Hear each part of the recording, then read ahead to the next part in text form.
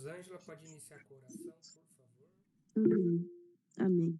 Pai querido, nós te bendizemos e te agradecemos por chegarmos até esse dia, Senhor. Te agradecemos, Senhor, porque Tu fala conosco e ministra nossos corações em todo o tempo. Abre o nosso entendimento, Senhor, e nos dá corações ensináveis, Pai, para que a gente possa ter essa maleabilidade de ouvirmos a Tua voz, de sermos ensinados por Ti, Senhor, de olharmos as situações, Senhor, e vermos, Senhor, a grandeza da Tua criação e da Tua obra, Senhor. Nos dá, Senhor, a sabedoria, Senhor, para entender e discernir os tempos e as épocas, Senhor.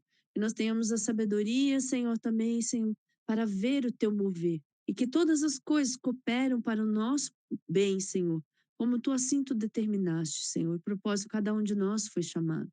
Essa noite seja uma noite, Senhor, de ensino, Senhor. Seja uma noite, Senhor, de abertura da nossa mente, do nosso entendimento, que possamos crer mais, entender mais, Senhor, e possamos estar mais perto de Ti, Senhor. Traz a unidade para o nosso meio, para que Teu nome seja glorificado.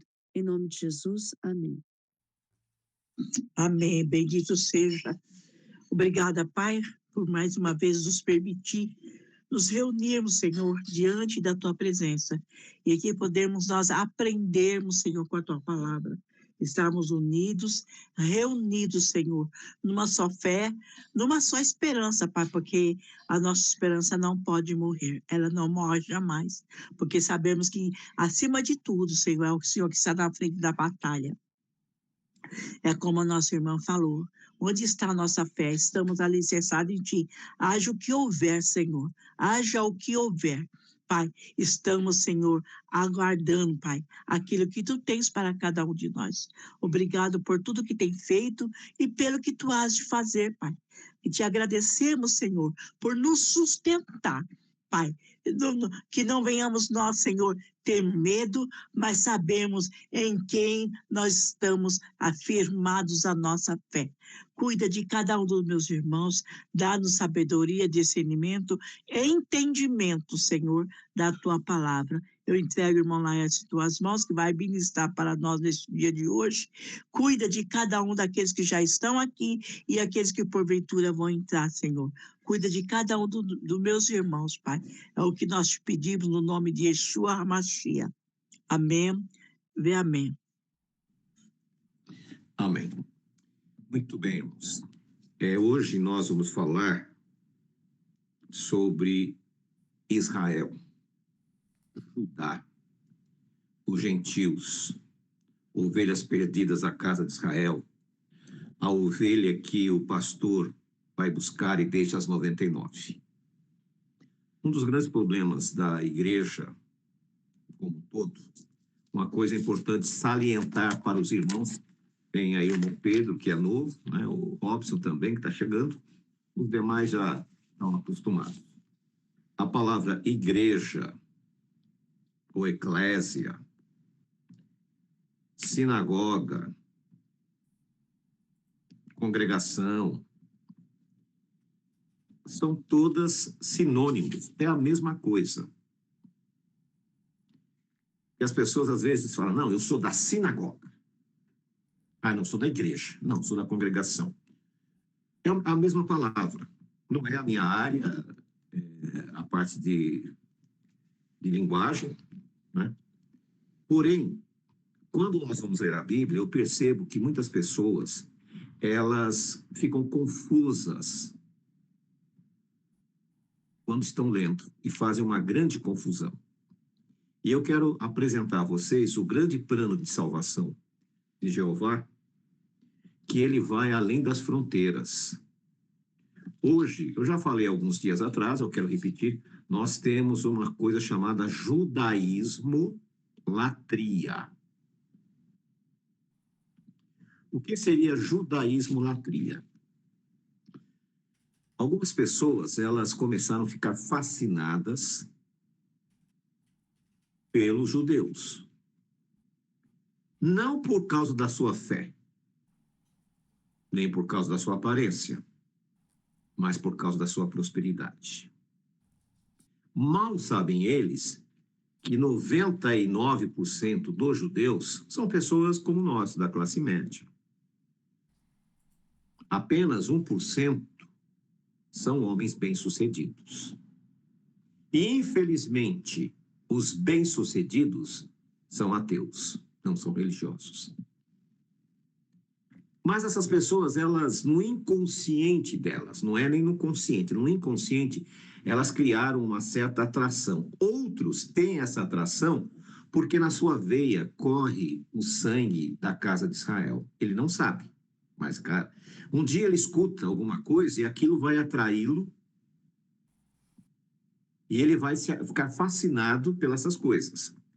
Há muitos anos atrás, aqui perto onde eu moro hoje, eu nem morava aqui, eu estava ainda construindo essa minha casa, e eu vim numa igreja adventista, que era uma igrejinha bem pequenininha, bem velha. Hoje eles construíram uma igreja maior, né? Tem uma igreja maior, construíram um colégio. Na época era uma igrejinha bem pequena. E eu nunca tinha escutado nenhuma música hebraica, eu nunca tinha escutado, eu sabia, falava judeu, mas para mim, irmã Jenny, seja bem-vinda. Para mim, ser judeu, Eurico, seja bem-vindo. Como ser americano, como ser espanhol, como ser português, não fazia muita diferença. Não tinha essa convicção. E o quarteto cantou uma música em hebraico. Shalom, Adonai. E aquela música foi como um chiclete. Entrou na minha mente e foi para o meu coração. E eu fiquei assim, hipnotizado. E é estranho, porque não fazia o menor sentido aquilo. Naquele momento ainda, eu não sabia das minhas raízes hebraicas da fé. Eu sabia que a minha família tinha um diferencial. Mas não sabíamos que nós éramos descendentes, né, de judeus cristãos. Não sabia. Vim saber depois. Aí depois fiz o DNA também, aí foi confirmado. Mas o que me chamou a atenção não foi nada disso, foi aquele hino em hebraico, e aquilo mexeu comigo, e aquela música me transformou. E aí, eu nem sabia, eu sabia que a religião que eu frequentava guardava o sábado, mas eu não fazia ideia que o judeu guardava o sábado. E, inicialmente, eu acreditei, eu imaginei que judeu e judaísmo era a mesma coisa. Eu imaginei que fosse isso. E a maioria das pessoas pensam que judeu e judaísmo é a mesma coisa, e não é. Eu fiz uma pesquisa aqui que eu gostaria de conversar com vocês, inicialmente, para nós logo em seguida entrar nos textos bíblicos, só para vocês terem uma ideia. – 42%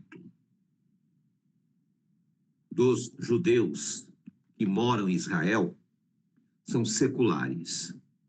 O que é um judeu secular? Para ele, tanto faz.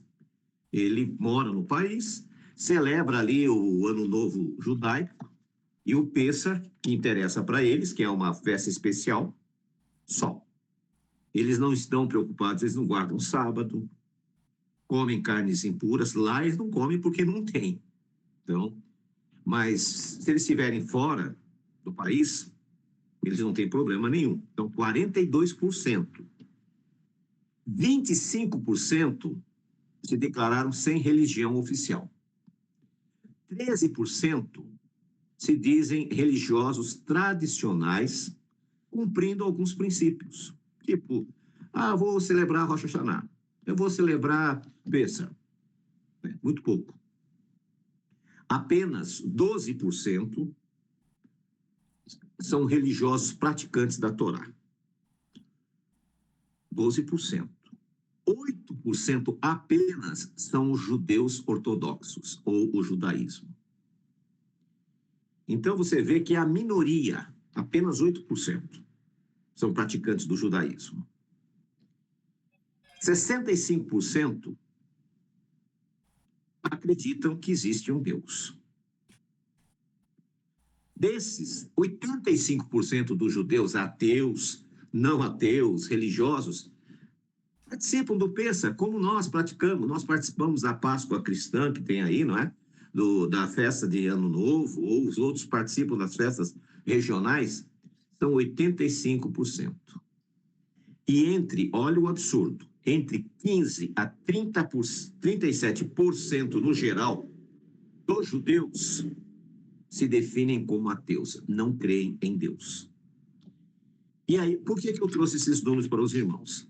Porque um grande perigo entre aqueles que estão saindo das crenças romanas, elas começam a ser atraídas pelo judaísmo, como se fosse a religião dos judeus, e eu falei para vocês que apenas 8% do povo judeu segue o judaísmo. E esse judaísmo latria, essas pessoas ficam fascinadas. E quando elas vêm para a Techuvá, a primeira coisa que elas fazem é se fantasiar. Então ela começa a se vestir com aquele perfil Haredi, que os ortodoxos usam, achando que aquela é a vestimenta adequada para um religioso. As mulheres, por sua vez, também o que elas fazem? Elas começam a copiar as judias ortodoxas, sendo que 92% das mulheres judias não têm aquela prática. Ou seja, há uma desinformação, primeira coisa. Porém, esse não é o grande problema. O grande problema que nós temos é a má interpretação sobre o projeto de salvação que Yeshua nos trouxe. E uma das suas mais célebres mensagens, ele fala de uma parábola do pastor, do bom pastor. E ele diz que o pastor pega as 99 ovelhas, coloca protegida no aprisco e sai para buscar uma ovelha. O risco é muito grande, porque você tem 99. O lobo, se o lobo vir, ele pode matar uma grande parte das 99. Porém, a preocupação do pastor é não deixar aquela ovelha perecer. E quem é essa ovelha? As 99, nós sabemos que é a casa de Judá. Isso aí está resolvido. Nós sabemos que é, porque ela está no aprisco. Aonde é o aprisco? O aprisco é em Eretz Israel, ou terra de Israel.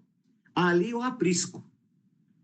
A palavra de Deus diz: e Jeová escolheu Sião para a sua morada. Então, ali é a escolha de Deus. Ali é o aprisco. Porém, o pastor deixa as 99 e vai atrás desta ovelha perdida. Para iniciarmos a leitura nas Escrituras Sagradas, nós vamos em Romanos, no capítulo 11, no versículo 26. Olha o que Paulo está explicando para os messiânicos de Roma. Em Roma, nós tínhamos 3 tipos de messiânicos. Nós tínhamos messiânicos gentílicos, nós tínhamos messiânicos judeus e nós tínhamos messiânicos da casa de Israel. São 3 pessoas distintas, de grupos distintos. E olha o que ele diz, Romanos capítulo 11, versículo 25. Porque não quero, irmãos, que ignoreis este mistério. Então ele já começa esclarecendo que esse tema que nós estamos falando hoje é um mistério. Para que não vos tenhais por sensatos em vossa própria opinião. Ou seja, não use a sua própria opinião como uma coisa válida. Não é bem assim. Que o endurecimento venha em parte sobre Israel, até que a plenitude dos gentios haja entrado. Presta atenção. O endurecimento veio à casa de Israel, não à casa de Judá. As pessoas confundem esse texto. Por que a casa de Israel? Porque Israel apostatou, começou a seguir Baal, começou a ser idólatra. E no ano 700 e pouquinho, 722, eles foram levados cativos para a Síria e foram espalhados entre as nações.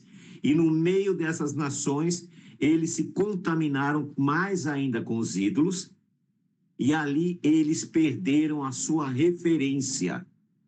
O seu coração não estava mais ligado a Eretz Israel. Por isso que ele diz que o endurecimento dele. Nós achávamos que esse endurecimento significava que os judeus rejeitaram Jesus. E não é verdade.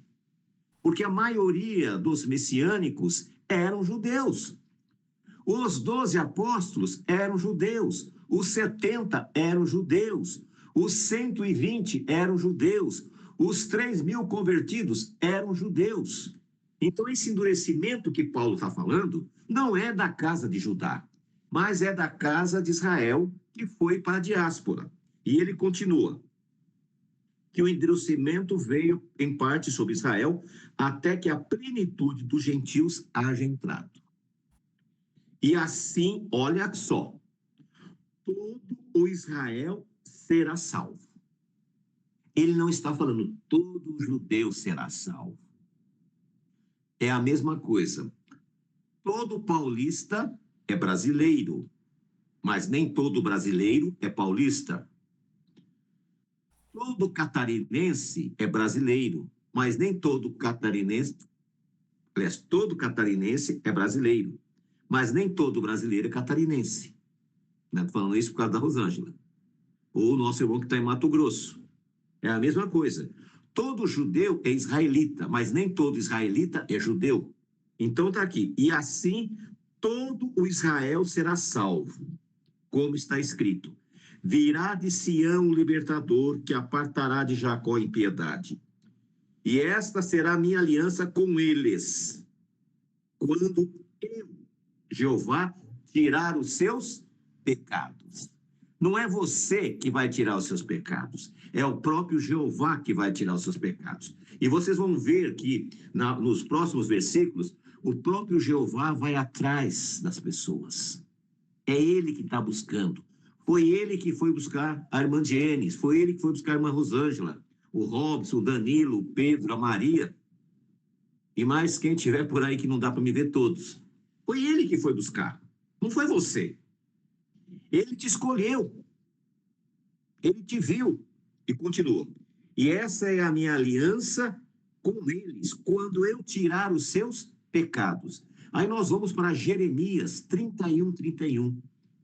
Quando Jeremias escreveu essa profecia, a casa de Judá, o reino do norte, fazia 200 anos, mais ou menos. As datas que usou aqui não são precisas. Não vou dar datas precisas, porque não é histórico. São fatos. Era cerca de 2 séculos. Israel tinha sido levado cativo. Tinha desaparecido. A casa de Judá não tinha muita noção. E outra coisa, os judeus eram inimigos da casa de Israel. Eles guerreavam entre si. Então, a casa de Judá não tinha muito interesse em saber aonde estava a casa de Israel. E aqui a promessa diz assim, virá de Sião o libertador, que é Yeshua, que apartará Jacó da sua impiedade. E esta será a minha aliança com eles, quando eu tirar os seus pecados. Jeremias, 200 anos depois, disse, eis que faço uma nova aliança com a casa de Israel e com a casa de Judá. Jeremias sabia distinguir perfeitamente. E aqui ele está dizendo que ele ia fazer essa aliança. Logo, quanto ao evangelho, são inimigos por causa de vós. Ou seja, os israelitas eram inimigos dos judeus. Mas, quanto à eleição, são amados por causa dos pais, por causa da promessa feita a Abraão, Isaque e Jacó. Porque os dons e o chamado de Deus são irrevogáveis. As promessas que Deus tem são irrevogáveis. Então, meus amados, nós fomos chamados, esta promessa é irrevogável, nós temos que entrar nessa nova aliança que o Senhor está fazendo. Infelizmente, as pessoas não entenderam o chamado e resolveram fazer parte desses 8% que se definem como Haredi, como ortodoxos. Alguns repudiaram seus nomes que foram dados pelos seus pais e escolheram nomes que eles supõem ser nomes judaicos. E eles se apresentam como nomes judaicos, quando isso é uma questão de falsidade teológica. Por quê? Não há necessidade disso. Porque a promessa que Deus faz em Isaías 56, ele diz que ao gentio, esse gentio que ele está falando, é o da casa de Israel que está perdido. Ao gentio que se achegar a mim, para me amar, para me servir, que guarda os meus sábados, eu, Jeová, darei para você, um nome melhor do que os filhos e filhas. Um nome eterno eu darei. O nome que o Senhor está dando para você, talvez já até tenha dado, que Deus se revela a cada um de uma maneira. Deus se revelou a mim de uma maneira, se revela a cada um de vocês de uma maneira. Esse nome é o próprio Deus que dá para você. Outra coisa, em Apocalipse, diz assim que ele vai dar um nome especial, uma pedrinha branca, que só você vai saber. E aí essa promessa, esses dons são irrevogáveis. Então Deus tinha feito uma promessa de mandar seu filho para resgatar as ovelhas perdidas da casa de Israel. E ele mesmo diz, eu não vim a não ser, ele falando com os judeus, eu não vim para vocês. Eu vim apenas para as ovelhas perdidas da casa de Israel. Por tabela vocês entram, porque vocês também são casa de Israel. Mas a minha missão é resgatar as ovelhas perdidas da casa de Israel. Porque Deus fez uma promessa para Abraão, que a sua descendência seria como a areia do mar.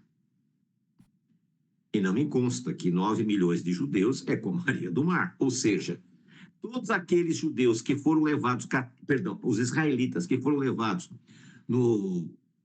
em 722 para a Síria, eles foram levados, eles se misturaram, eles se espalharam entre as nações. E hoje são os milhões. Para vocês terem uma ideia, só descendente de judeu, não de israelita, no Brasil, já se estima 70 milhões. E eles não sabem quem são. Israelitas é os outros 230. Não, nós temos 230 milhões. Os outros 150 milhões são da casa de Israel, que se misturaram. Como nós chegamos a essa conclusão? Pela religiosidade do nosso povo. Aqueles que têm sangue da casa de Abraão, eles são pessoas que voltam, eles gostam, eles amam a Deus. E, infelizmente, a maioria deles estão perdidos aí. E o nosso chamado é para ir buscar essas ovelhas perdidas. Mas vamos continuar, não vamos parar por aqui, não. Continuando, olha só o que o Senhor nos fala. Aqui em Jeremias, capítulo 50, versículos 6 e 7. Vou me apressar que o tempo está esgotando. Ovelhas perdidas era o meu povo. O que Jesus disse? Ide as ovelhas perdidas de Israel. Seus pastores as fizeram errar. Pelos montes as desgarraram. Andaram do monte e na colina, e se esqueceram do seu lugar, do seu redil. Por isso que Yeshua mandou buscar. Jeremias, 500 anos antes, fez essa profecia. E Yeshua complementa, ide buscar essas ovelhas perdidas. Versículo 7. Todos as que se achavam as devorava, e dizia aos seus inimigos, não pecamos porque pecaram contra Jeová. Ou seja, as pessoas destruíam a vida dessas pessoas e diziam, tudo bem, eles pecaram mesmo, nós estamos dando castigo. Morada de justiça contra Jeová, esperança de seus pais. Aí no versículo 8, fugi do meio da Babilônia e sai da terra dos caldeus. Lembra o que está em Apocalipse 18? Sai dela, povo meu. Apocalipse 18, 1. Caiu a grande Babilônia. Percebe a ligação profética? Como as coisas se encaixam perfeitamente? Tanto Jeremias como João foram inspirados pelo mesmo Senhor. Olha que coisa esplêndida. Fugir da Babilônia, sai dela, povo meu. Caiu, caiu a grande Babilônia. Continuando a leitura, Jeremias 24, Jeremias 29, 14. Presta atenção. E serei achado por vós de Jeová, e farei voltar os vossos cativos, e vos reunirei de todas as nações e de todos os lugares de onde vos expulsei de Jeová, e vos farei voltar ao lugar de onde vos fiz levar cativos. Pois dissestes, Jeová nos levou através dos profetas da Babilônia. Então o Senhor é Ele mesmo que está vindo buscar o seu povo. E você faz parte desse povo. Talvez você não entendeu ainda esse chamado. Talvez você está titubeando. Talvez você diga, não, mas eu preciso ficar na Babilônia porque eu me sinto segura. Normalmente, uma pessoa que fica muitos anos preso, quando ele sai, ele comete outro crime para voltar, porque ele sentia segurança na prisão. Os animais é a mesma coisa. Se você acostumar o animal no local, um cachorro qualquer, ele vai ficar sempre ali. Ele vai querer entrar em casa, dar uma corridinha e volta para o lugar dele. Assim é o ser humano. Nós vemos aqui também em Isaías 49, 15.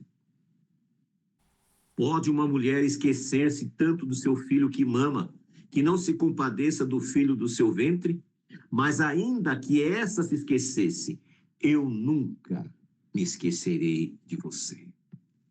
Jeová e Jeová dos exércitos, o eterno Deus, não importa como você gosta de chamá-lo, ele vai dizer para você, eu não me esqueci de você. Eu quero pegar você, eu quero trazer de volta para o redil do pastor. Eu quero que você venha participar comigo. Eu quero que você venha aprender a andar nos caminhos para que você cresça espiritualmente. Essa é o chamado que Deus tem dado para nós. Vemos também Yeshua em Lucas. Olha o que ele diz. Yeshua diz assim, Lucas capítulo 19, versículo 10. Presta bem atenção. Porque o Filho do Homem veio buscar e salvar quem havia se perdido. E quem havia se perdido? A casa de Israel. Judá eram as ovelhas que estão no aprisco. Estão lá, guardadinhos, estão lá protegidos. Porém, ele veio buscar aqueles que haviam se perdido no meio do caminho. E é isso que nós queremos fazer. Esse é o nosso chamado, sabe? É isso que nós estamos procurando trazer para vocês, esta mensagem de transformação. Há 3.500 anos, Deus estabeleceu uma nação chamada Israel. Eram 12 tribos. Com o passar dos anos, houve uma guerra. Nessa guerra, Israel, os benjamitas não quiseram ir guerrear com as outras tribos. Quando os israelitas terminaram a guerra, eles vieram e atacaram os benjamitas. E praticamente exterminaram. Ficou só 600 homens. E eles ficaram com um problema sério. Porque eles fizeram uma promessa, eles não permitiriam, as 11 tribos não permitiriam que as suas mulheres casassem mais com benjamitas. E os benjamitas iriam desaparecer. Apenas uma meia tribo, a tribo de Manassés, não fez esse voto. E aí, o que eles fizeram? Foram lá e conversaram com os meios benjamitas, pegaram 400 mulheres de Manassés e levaram para a tribo de Benjamim para se casar com aqueles homens, para que a tribo de Benjamim não desaparecesse. Por quê? Porque Israel só existe se tiver 12 tribos. O que nós temos hoje em Israel são uma tribo que é a tribo de Judá. Mas para ser o grande Israel são as 12 tribos. Em 1948, nasceu o Estado judeu. E esse Estado judeu adotou o nome de Israel.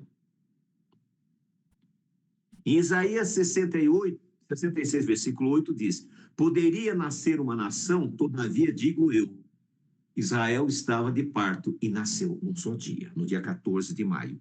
Então, nós vemos que ali é o começo do retorno do povo escolhido por Deus. Começou pela casa de Judá. Depois vai entrar quem? Os da casa de Israel, que se espalharam entre as nações. E o próprio Senhor diz que ele vai buscar. Não adianta você querer ser enxerido. Ele vai buscar. E ele busca como? Como eu contei no começo da experiência aqui.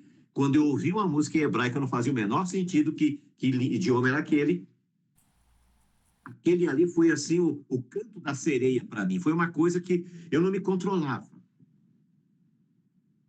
E acabou eu deixando aquela organização religiosa que eu tanto amava, porque era a minha vida, e prossegui nessa jornada de retorno ao aprisco do Senhor. O que nós vemos hoje são um Estado judeu hoje, ele é uma mescla de judeus, árabes, curdos, bizantinos, e nós temos aqui, quem já está mais comigo mais há tempo já conhece esse livro. Esse livro não tem mais à venda, né? Ele é muito raro. Esse Arthur, nem sei pronunciar o nome dele, Koesteler, acho que é Koesteler, ele é um judeu askenazi. Não sei se dá para vocês verem aí. E aqui ele está falando da 13ª tribo de Israel. Mas Israel é só 12. Por que ele está falando da 13ª tribo? Porque no século VIII surgiu entre a Rússia, a Polônia e a Europa Ocidental, havia uma nação pagã. Chamava-se Casária. Era um povo que é chamado turcomano. Se você quiser, depois pesquisa, são os turcomanos. Eles são próximos dos turcos. Eles são aqueles loiros de olhos azuis, né? Os polacos, como diz aí no sul. E esse grupo, eles eram pagãos. O rei da Casária foi responsável para que a Europa todinha não fosse islâmica. Os islâmicos conseguiram chegar na Espanha, mas não conseguiram passar. Porém, o Islã não conseguiu chegar na Europa Ocidental porque a Casária, eles eram guerreiros. Eles conseguiram manter eles lá. E o que aconteceu? Eles chamavam, ali, Casária, tá vendo? Os Casários. No século VIII, havia um desenvolvimento muito grande. Na Europa, eles eram católicos. Não existia protestante nem evangélico, só existia católicos na Europa. Não existia ainda as Américas com europeus, havia América com índios. A África ainda era uma coisa muito distante. Então, o centro do mundo era a Europa. E eles, os Casários, eles eram pagãos. Os europeus eram religiosos, católicos. Os judeus eram judeus. E os islâmicos eram islâmicos. E ele percebeu que esses 3 grupos religiosos eram pessoas mais desenvolvidas. E eles eram bárbaros ainda. E aí ele chama, esse imperador da Casária, chama um líder de cada uma das religiões. Ele chamou um padre para explicar como é que era a igreja cristã. E o padre disse, olha, nós acreditamos que Jesus Cristo é o Filho de Deus, nós acreditamos que existem 3 deuses, e nós mantemos respeito e prestamos conta para o Papa. Quem escolhe os reis e que unge os reis é o Papa. O rei da Casária virou o nariz, não gostou muito, falou, tá bom, a gente volta a conversar. Chamou o califa do Islã, perguntou, vocês, como é que é vocês? Nós somos seguidores de Maomé, o profeta. Nós não acreditamos em 3 deuses, nós acreditamos em Alá. E acreditamos que Maomé é o seu profeta. E ele pergunta, mas espera aí, eu tenho que prestar conta para alguém? Sim, você tem que prestar conta para o califa. Ele já ficou com o pé atrás. E aí ele chamou os judeus. E chegou para os judeus, como é que é a sua religião? Bem, a minha religião é a mãe das duas religiões que você já conversou. De nós saiu os islâmicos e de nós saiu o catolicismo. E aí ele pergunta, mas espera aí, vocês têm um papa, um califa? Não, nós não temos. Nós só obedecemos a Jeová. Só ele. Aí interessou. Por que interessou para ele? Porque ele não queria prestar conta para homens. Ele não queria diminuir o seu poder temporal. E ele adota, então, o judaísmo como religião oficial do país. Não foi implantado de imediato. Primeiro foi a nobreza, depois a plebe, que foi se unificando e foram se tornando judeus. Os sefardi, que eram judeus ibéricos, Portugal, Espanha, Itália, Romênia, esses mandaram mulheres para se casar com os casarianos. Por isso que o judaísmo mudou a questão de ser judeu. Até então, o judeu era o pai era patriarcal. Ele tinha que ser filho do pai judeu. Era filho de Abraão, Isaac e Jacó. A Bíblia não fala filho de Sara, filho de Rebeca, ou filho... Não fala isso. A Bíblia fala patriarcal. Eles mudaram porque as mulheres eram judias e eles não. Então, eles falaram, para ser judeu tem que ser agora a partir das mulheres. Aí que nasce essa divisão que é antibíblica. Porém, esses askenazi, que assim foram chamados, esses casarianos, judeus de olhos azuis, eles não são judeus de sangue, eles são jafitas, eles são da casa de Jafé. Quem é da casa de Shem, os semitas, eram os judeus e os da casa de Israel que estavam espalhados, que não sabiam seu lugar de repouso. Então nós vemos que essa grande confusão teológica fez com que muitas pessoas hoje ficassem assim fascinados pelo judaísmo, achando que o judaísmo era a religião do povo de Israel, e não era. O judaísmo é a religião farisaica, era uma seita a qual o próprio Yeshua rejeitou. Nós vemos lá em Mateus 15, em Mateus 23, em Apocalipse 2, Yeshua rejeitando esse movimento religioso. E, infelizmente, no nosso meio messiânico, muitos evangélicos abandonaram a sua igreja, criaram uma sinagoga e adotaram os princípios do judaísmo, que são totalmente contrários aos ensinos de Yeshua. E é justamente isso que nós temos tentado ensinar para vocês. O retorno, quem está trazendo é o próprio Senhor Deus. É Ele que vai mudar o teu coração. É Ele que vai inundar o teu coração de sabedoria e de alegria. Mas para que você alcance isso, você tem que abandonar a religiosidade. Tem pessoas que torcem para a religião como se torcesse para um time de futebol. Como eu fui criado numa igreja que era proibido jogar futebol, né? Hoje parece que eles jogam, mas na minha época era proibido. Então, eu não aprendi a torcer para um time nenhum. E às vezes eu fico perguntando, peraí, você torce para que time? Não, eu gosto desse time, mas por quê? Não sabe. Ah, eu gosto desse ou daquele. E eles fazem isso na própria religião. Eu gosto da minha religião. Não importa o que a minha religião é. Eu gosto. Um tempo atrás eu pedi para a inteligência artificial fazer um copo com vermes dentro com água. E até me lembro que até a irmã Maria perguntou, o que é isso? Aí eu expliquei que aquela água, a água pura, ela nos sacia. Mas se ela estiver contaminada, ela nos mata. É a mesma coisa a verdadeira religião de Deus. A verdadeira nos sacia. Mas se ela estiver contaminada, ela nos mata.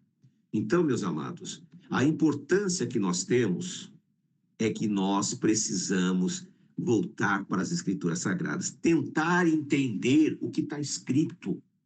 Quando você for estudar a palavra, todos vocês têm acesso hoje a fazer pesquisas, ou na inteligência artificial, ou no Google.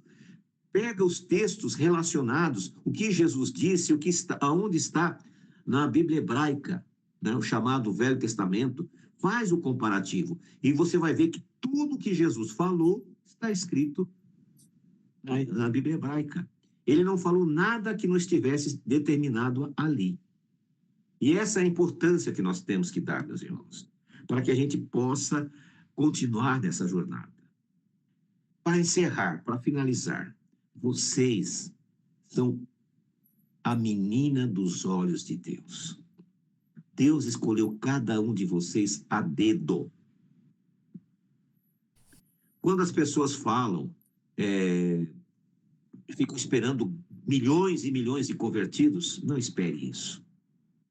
Porque a Bíblia diz que o Senhor vai escolher 144 mil que não se contaminaram com as mulheres. Mulher em profecia significa igreja, congregação, sinagoga. Essas pessoas não estão contaminadas pelo judaísmo latria, pelo cristianismo latria. Elas estão, sim, com o coração e a alma ligados na verdade. E a verdade vos libertará. Essas são as palavras do nosso mestre. Era o que eu queria trazer para vocês. Vocês são preciosidades, são joias do Deus bendito. Então, não fique preocupado, querendo sair de uma religião e entrar em outra. Hashem, Adonai, Jeová, o Eterno, Deus, não importa como você chama, ele não criou nenhuma religião. Quem criou religião foi o homem. E a religião é um apartheid. Ah, eu sou da igreja A, eu sou da igreja B, eu sou... Esquece tudo isso aí, tudo balela. Você é filho do Deus bendito. E Yeshua disse, quando você quiser, entra no teu quarto, fecha a tua porta, pede em segredo que Deus te responde. Para mim conseguir me libertar da religiosidade, tanto cristã como do judaísmo, não foi fácil. Hoje eu sou um homem livre. E quando eu leio a Bíblia, eu consigo enxergar o que Yeshua disse. Eu consigo enxergar o que Paulo ensinou, que Pedro, que João, que Judas, que Tiago, e o que os apóstolos, porque eles se interligam. É uma coisa só. Então, eu agradeço que vocês, nessa noite fria, puderam estar com a gente aqui nesses minutos. Que Deus os abençoe nesse restante de semana. Na sexta-feira, se assim o Eterno nos permitir, estaremos aqui de novo. E eu conto com a presença de todos. Oremos. Senhor nosso Deus, nós te agradecemos, ó Pai, por esse momento de estudo que tivemos com os teus filhos. Somos agradecidos pela vida de cada um deles. Pedimos, Senhor, que tu visites nesse momento cada um dos teus filhos que estão aqui, Pai. Cada um de nós temos um problema a ser resolvido. Cada um de nós temos a agradecer pelas bênçãos recebidas. Por isso nós colocamos a vida dos teus filhos aqui nas tuas mãos, Senhor. Que possamos estar aptos e preparados para receber as tuas bênçãos. E que o Senhor te abençoe e te guarde. Que o Senhor faça resplandecer o seu rosto sobre ti e tenha misericórdia de ti. Que o Senhor sobre ti levante o seu rosto e te dê shalom. Restante de semana de vitória. Shalom, shalom.